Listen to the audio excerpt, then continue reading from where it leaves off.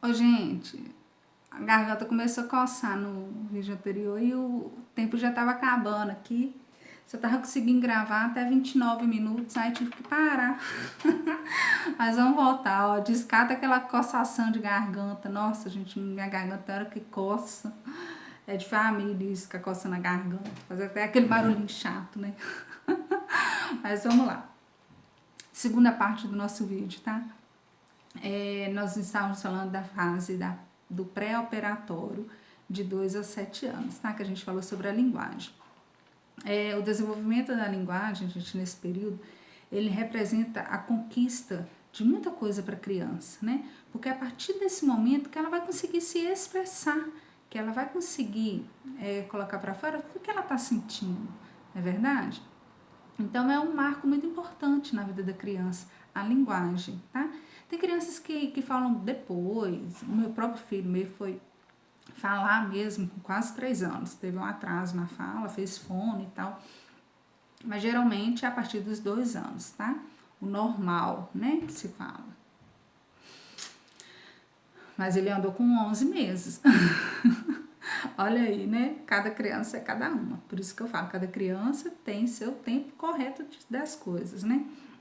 Então, gente, até então, na fase pré-operatória entra a linguagem, que até então ela só conseguia se expressar através de choro, de gestos, né? Quando chega no operatório, nós chegamos com a linguagem.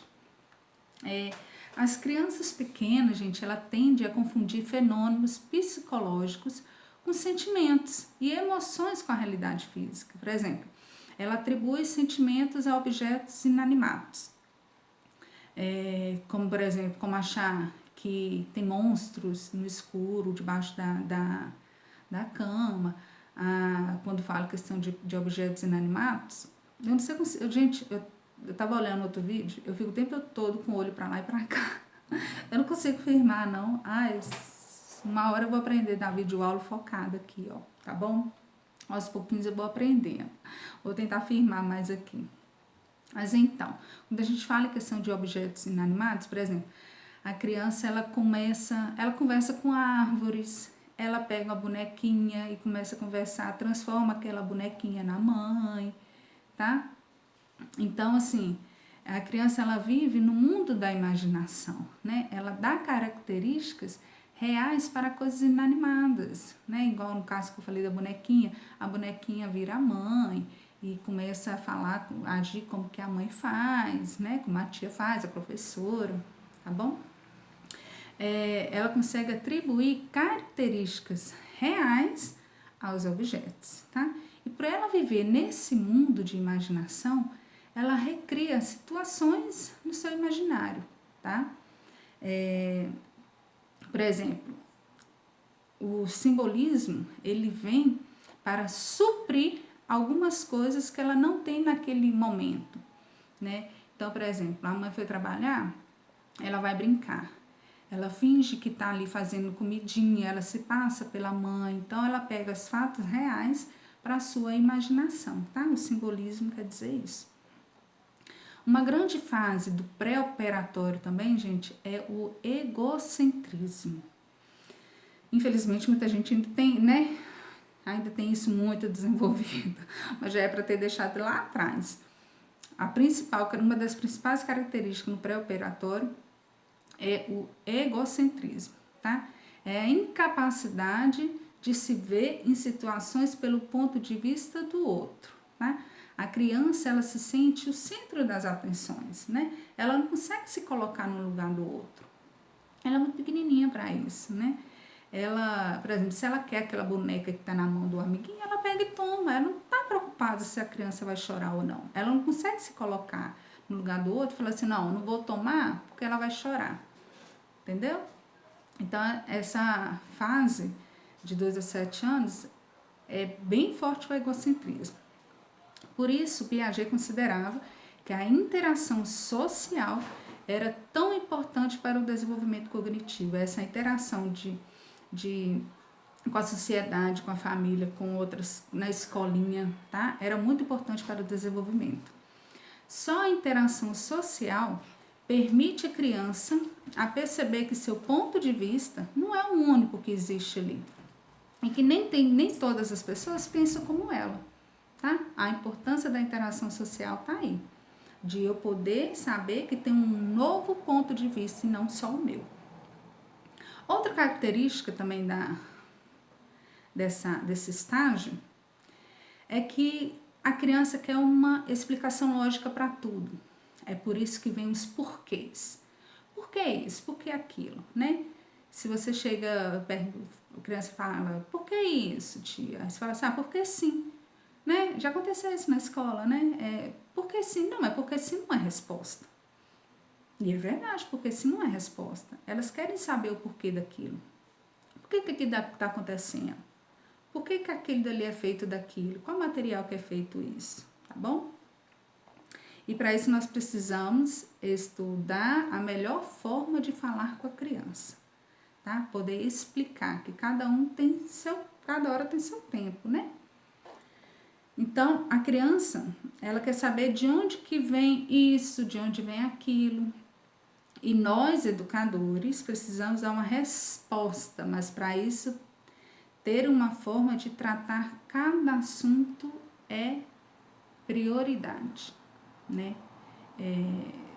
Igual Matheus contar um episódio para vocês.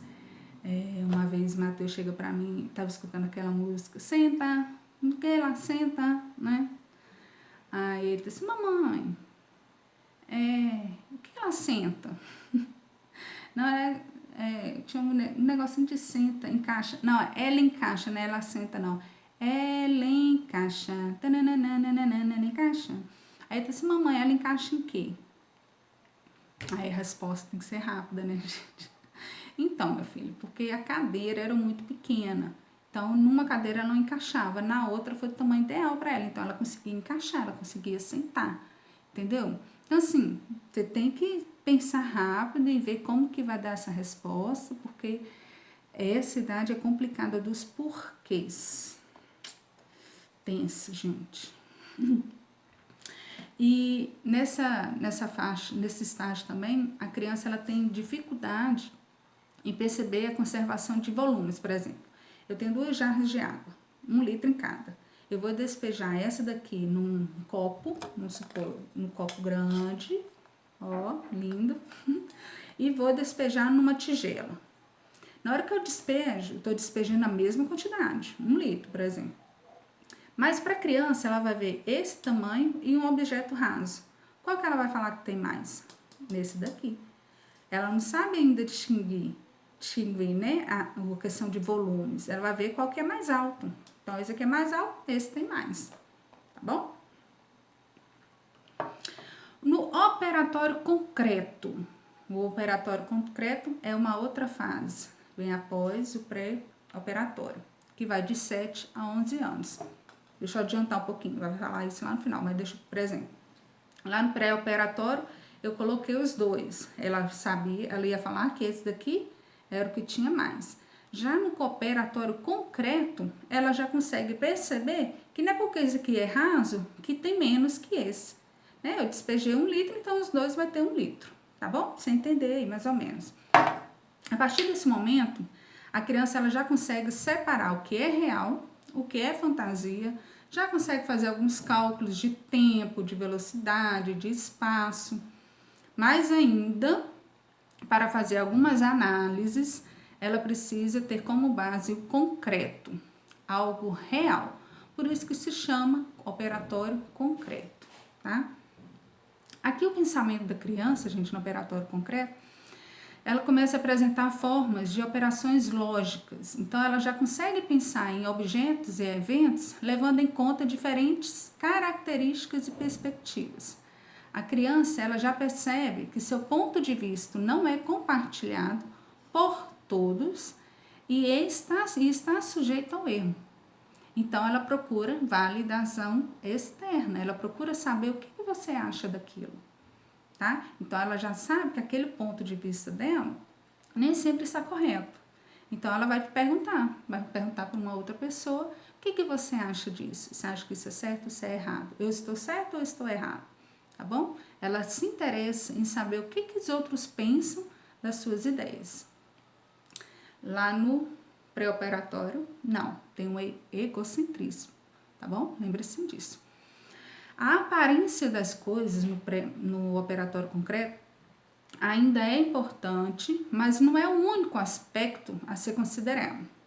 Por exemplo, a criança ela já percebe que igual eu tô colocando, que o formato onde coloquei o líquido não interfere no volume, é o que eu falei logo no início. Então, ela já consegue ver que nesse não tem mais do que o raso, tá? Ela já consegue separar isso.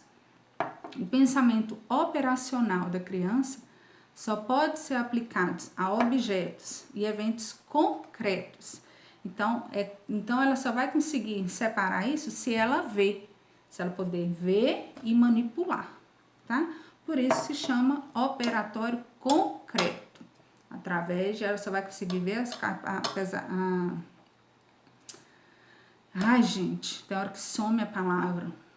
Ela só consegue aplicar objetos concretos que ela possa observar ou manipular, tá bom?